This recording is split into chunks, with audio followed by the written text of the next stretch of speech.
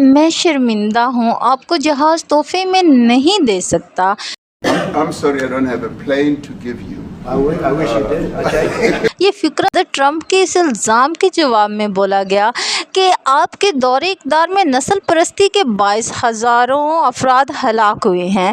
امریکی صدر کے طنز پر کمرے میں قہقہ تو ضرور گونجا، لیکن یہ طنز دنیا میں رائج کبھی نظام کا مرثیہ قرار دیا جا سکتا ہے۔ اس کا مطلب ہے کہ اگر وہ صدر ٹرمپ کی زبان بند کروانا چاہتے تھے، جیسے سعودی عرب، UAE اور قطر کے حالیہ دورے پر بند رہی، نہ ان ملکوں میں جمہوریت ہے، نہ ہی شخصی آزادیاں اور نہ انسانی حقوق کا ریکارڈ قابل رشک رہا۔ یہ ممالک آمرانہ بادشاہت کی جیتی جاگتی تصویریں ہیں۔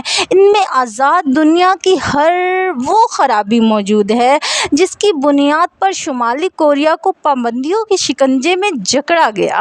اس کے باوجود صدر ٹرمپ نے نہ وہاں جمہوریت کی بات کی، نہ انسانی حقوق کی۔ یمن میں سعودی عرب اور سوڈان میں UAE کی تباہ کن کردار سے ہزاروں افراد ہلاک ہو چکے ہیں، لیکن یہ تمام کمزوریاں ارب ڈالر کی سرمایہ کاری نے دھو ڈالی ہیں۔